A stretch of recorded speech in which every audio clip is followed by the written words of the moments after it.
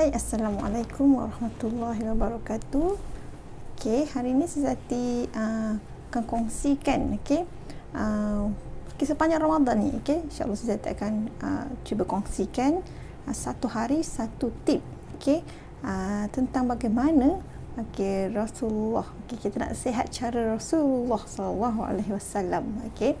Jadi seperti kita tahu, Nabi Muhammad ini adalah satu Nabi yang mempunyai badan yang sihat, dan kita banyak sunnah-sunnah Nabi, hadis-hadis Nabi yang diceritakan tentang bagaimana cara pemakanan Nabi, cara kehidupan Nabi yang membantu kesihatan tubuh badan baginda. Jadi Siti akan sharekan setiap hari tip-tip tentang pemakanan, tip-tip macam-macam lah, apa saja yang Rasulullah buat, yang kita boleh belajar daripada Nabi Muhammad SAW, yang boleh membantu juga untuk kesihatan kita. Selain kita mendapat pahala sunnah, dan kita akan dapat ganjaran pahala, kita juga akan dapat manfaat kesihatan yang itu yang kita nak. Jadi hari ini, untuk hari yang pertama ni, Siti akan sharekan tip yang pertama. Yang pertama iaitu Nabi dia suka berpuasa. Berpuasa ni berpuasa sunat tau, bukan puasa yang wajib ni. Puasa Ramadan ni dia memang puasa yang wajib kita buat, tak ada excuse. Tapi Nabi dia suka berpuasa sunat Isnin Khamis. Setiap Isnin Khamis Nabi akan berpuasa. Dan Nabi juga akan berpuasa pada hari putih, iaitu pada 13, 14, 15. Ni 3 hari hari putih ni Nabi akan berpuasa setiap bulan. Jadi setiap bulan Hijrah ni dia ada tengah-tengah bulan ni. Sebenarnya 13, 14, 15 ni waktu yang bulan penuh tu. Nanti saya sharekan lagi kenapa. Kemudian Nabi juga akan berpuasa sunat pada hari-hari yang memang bagus untuk digalakkan berpuasa sunat lah. Contoh pada 10 Muharram, 9 Zulhijjah, Nisfu Sya'ban, Rajab, jadi semua tu. Jadi berpuasa ni adalah satu amalan yang Nabi sangat suka buat. Dan rupa-rupanya berpuasa ni juga ada banyak manfaatnya dari segi kesihatan tubuh badan kita, untuk kesihatan mental kita juga, emosi juga. Sekarang dia telah dikaji juga di dalam kajian saintifik.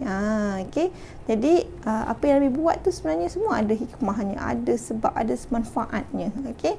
Jadi saya sharekan juga kenapa Nabi suka puasa hari Isnin. Macam hari Isnin ni, kerana ada satu hadis Nabi tu, Nabi cakap, kerana hari Isnin adalah hari kelahiranku, hari aku dilantik menjadi Rasul, dan hari Al-Quran diturunkan. Jadi Nabi suka berpuasa pada hari Isnin. Jadi kalau kita puasa hari Isnin ni, kita ikut sunnah Nabi lah. Ikut Nabi puasa Isnin, kita puasa Isnin. Dan hari Isnin Khamis, kenapa pula Nabi suka puasa hari Isnin dan Khamis? Sebab daripada Abu Hurairah, dia ada menyebutkan, Rasulullah bersabda, dibentangkan amalan-amalan di hadapan Allah pada hari Isnin dan Khamis, maka aku menyukai dibentangkan amalanku pada ketika aku berpuasa. Rupa-rupanya pada hari Isnin Khamis ni juga Allah bentangkan kita punya amalan-amalan kita. Jadi sebab tu Nabi suka berpuasa pada hari Isnin Khamis tu. Jadi itu sebabnya. Itu antara sebabnya lah. Dan satu lagi, pintu syurga. Pintu-pintu syurga juga dibuka pada hari Isnin dan Khamis. Masya Allah. Jadinya kita berpuasalah pada hari Isnin Khamis tu. Mudah-mudahan kita menjadi antara hamba Allah yang terpilih untuk memasuki pintu-pintu syurga tu. Itu antara hikmah-hikmahnya. Besar fadilatnya. Dari segi manfaat kesihatan, ada juga Nabi berkata, berpuasalah kamu, tentu kamu akan sihat. Sebab apa? Ada sabda Nabi, dia sebut perut besar itu adalah sarang penyakit, dan banyak makan itu adalah punca kepada segala penyakit. Masya Allah. Jadi Nabi ni badan dia memang tak gemuk, perut dia pun tak buncit. Jadi Nabi memang tak suka orang yang perut buncit ni. Sebab itulah Nabi cakap perut buncit ni adalah sarang penyakit. Masya Allah. Okey. Jadi kalau kita rasa perut kita buncit ni, kita kena rasa malu dengan Nabi Muhammad. Sebab Nabi Muhammad dah cakap dah. So kalau kita ni nak menjadi umat Nabi yang betul-betul ikut saranan Nabi, so kita kena pastikan perut kita ni tak buncit, tak gemuk. Badan kita ni jangan gemuk. Sebab Nabi tak suka kita umatnya ni badannya gemuk. Nabi suka umatnya badan sihat. Okey.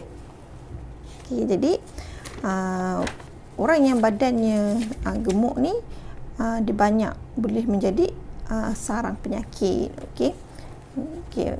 Dan kelebihan lain lagi kita bila berpuasa ni akan membantu kecergasan akal dan fikiran kita. Okey, disebut dalam ada satu riwayat, orang yang lapar perutnya itu tajam fikirannya dan terang hatinya. Jadi ada satu riwayat ni dia kata bila kita berpuasa lagi tajam akal kita dan fikiran kita, lagi terang juga hati kita. Masya Allah. Sebab tu jugalah bila kita rajin berpuasa ni lebih mudah untuk kita belajar. Okey, lagi mudah kita nak berfikir banyak. Okey, so kita itu antara kelebihan berpuasa ni. Okey, dari segi saintifik lah, ni saya share sikit kajian daripada segi kajian saintifik. Ada pula menyatakan, okey, sebab dah banyak dah rupanya saintis-saintis yang menemukan apa kelebihan berpuasa ni. Okey, antaranya puasa ni dia akan meningkatkan hormon noradrenalin. Okey, hormon ni dia akan meningkatkan proses pembakaran dan dia akan proses pembakaran lemak dan dia akan merangsang penggunaan tenaga. Okey, sangat bagus. Jadi kalau siapa yang kita ni nak turunkan berat badan kita kan, so kita boleh rajin-rajin berpuasa, kerap-keraplah berpuasa. Dan bila kita tak makan ni, dia akan keluarkan satu hormon ni akan bantu membakar lemak kita dan akan merangsang badan kita menghasilkan tenaga. Bila badan kita ni dibakar, kalori kita ni dibakar, dia akan menghasilkan tenaga. Jadi sebenarnya bila berpuasa sepatutnya bukan alasan untuk kita jadi rasa lemah. Sepatutnya bila berpuasa kita akan jadi lagi kuat. Sebab tu pada zaman Nabi, mereka ni boleh berperang ketika berpuasa. Contoh masa perang Badar. Masa perang Badar itu adalah berlaku pada Ramadan, bulan Ramadan, masa tengah berpuasa. Okey, masa berpuasa kalau dekat Arab ni panas, tempat dia bukan sejuk macam ada salji, tak ada, sangat panas. Okey, dengan kekuatan tentera yang sikit, hanya 313 orang nak lawan 1000 orang musyrikin. Okey, tapi Allah janjikan kemenangan kepada mereka. Jadi bila puasa ni bukan alasan untuk badan rasa lemah. Sepatutnya bila berpuasa badan kita jadi lebih bertenaga. Okey, yang kedua, dia boleh membantu mengurangkan kadar gula dalam darah kita juga. Masya Allah. Okey, jadi kalau kita punya ada kencing manis diabetes ni kan, so dia akan membantulah, dia akan stabilkan insulin badan kita ni. Okey, insulin tu akan rendah lah. Bila rendah, dia akan gula dalam badan kita pun taklah tinggi sangat. Okey, jadi dia akan membantu mengurangkan risiko kita punya diabetes ni. Okey, so kalau orang yang memang ada diabetes ni, dia akan stabilkan gula dalam darah dia. So pada mereka yang ada kencing manis ni, kena rajin-rajin puasa sebenarnya. Rajinkan puasa, ikut sunnah Nabi, puasalah Isnin Khamis. Okey, puasa 13, 14, 15. Okey, selalu berpuasa, kurangkan makan tu. Okey, insya-Allah kita percaya dan kita ikut apa Nabi buat ni, kita akan dapat manfaatnya. Betul tak? Okey, jadi puasa ni juga dia akan meningkatkan ketahanan badan kita, maksudnya imun badan kita terhadap tekanan oksidatif dan membantu badan kita melawan radang, inflammation ni. Okey, tekanan oksidatif stres dalam badan kita ni dia terjadi bila molekul badan kita ni banyak radikal bebas, banyak toksik, dia akan merosakkan molekul-molekul dan DNA dalam sel-sel badan kita. Okey, itu yang jadi stres dalaman tu. Okey, jadi bila kita puasa dia akan redakan stres dalaman tu, dia akan reda, dan jadi keradangan dalam badan kita juga akan terkawal. Jadi tak adalah rasa bengkak-bengkak, sakit-sakit badan, lenguh-lenguh. bila kita berpuasa. Sebab apa tahu satu lagi? Sebabnya ada satu lagi proses ni yang berlaku bila kita berpuasa. Ni yang keempat bila puasa ni rupanya akan ada berlaku satu proses nama dia autophagy. Autophagy ni ialah satu keadaan di mana bila badan kita ni ada kekurangan nutrisi atau zat. Maksudnya kita tak makan lah kan. Bila kita tak makan tu kita tak ada lah kan apa-apa nutrisi zat yang masuk dalam badan kita. Jadi autophagy ni dia akan terjadi. Dia akan merangsang proses autophagy ni. Autophagy ni dia akan buat apa tahu? Dia akan gantikan sel-sel badan kita yang dah lama tau. Sel-sel badan kita yang dah lama, dah rosak, dah tua tu, dan dia akan ganti kepada sel-sel badan yang baru. Masya Allah. Jadi kalau kita tak puasa, proses ni tak jadi tau. Dia kena berpuasa baru ada proses ni. Jadi bila kita dah menggantikan sel badan kita yang rosak kepada sel badan yang baru, maksudnya kita akan macam regenerate. Badan kita ni jadi new balik, macam baru, jadi bagus balik semula. Okey.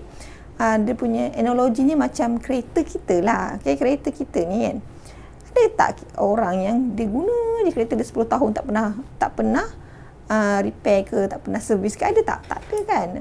Kereta kita ni setiap 3 bulan atau dah cukup ke 5,000 km, berapa kilometer ikut kereta kan, cukup 5,000 km ni mesti kita kena hantar servis, betul tak?